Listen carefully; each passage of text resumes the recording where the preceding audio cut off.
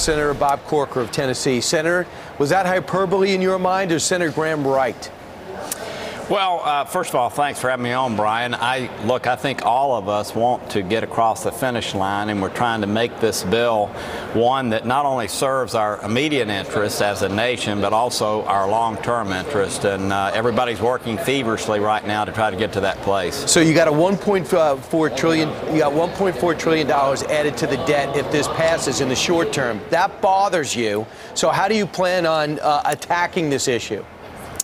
Well, for the last 13 days, Brian, we've been working with the Finance Committee and over the Thanksgiving holiday, as you and I were talking earlier, very feverishly with the White House, both Gary Cohn, but also Stephen Mnuchin, who was in my office yesterday, General Kelly, and others, to try to create a backstop or a trigger mechanism that, to the extent the growth estimates that have been laid out aren't achieved, we don't pass on even greater debt to our children. And so we're working on that right now, and hopefully we're going to be successful with that. So the word is, I mean, in layman's terms, is that if the debt starts going up, and you guys are wrong, that cutting deficit, cutting taxes is not bringing in the additional revenue that you're counting on in pledge debt, there's going to be an automatic trigger that ups taxes. Do you know what taxes would be upped?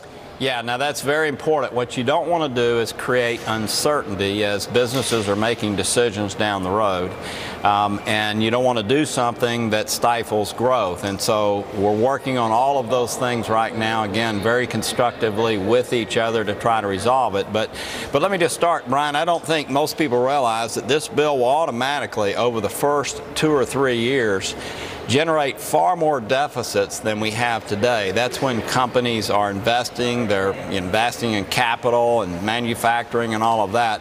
And then beginning about the 3rd year, hopefully revenues start to increase because of that investment.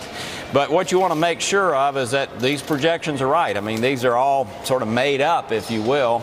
And if that's not the case, you want to make sure you've done something to ensure that that you bring things back into alignment. So, Senator, you're digging into the numbers, and you're talking about the X's and O's, which I think make people feel as though you want to get something done. You want to get to a yes. Some have speculated on the side, and I have openly here, if your personal animus with the president was going to factor in that, you know what, I'm leaving anyway. I don't get along with this president personally any longer, so I don't want to give him a win. What do you say to people who wonder if this is personal?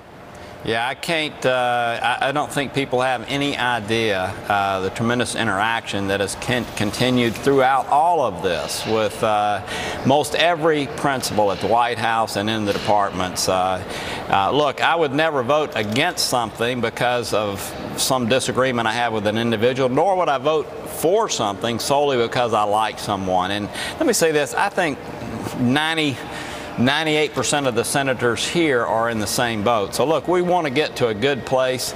Brian, I've been a deficit hawk for 11 years. What I don't want to do is lose my integrity and actually help hurt our nation and our children when we have $20 trillion in debt. I don't want, on the way out the door, support something that I know is going to damage our nation. And so we're trying to rectify that. I think everyone knows that. And it's going to be a fascinating period of time over the next several days. 30 seconds left. Put on your Nostradamus hat. Will it pass your committee today at 2:30? Will it pass overall the Senate and then in conference? What do you think, Senator? You've been around a while.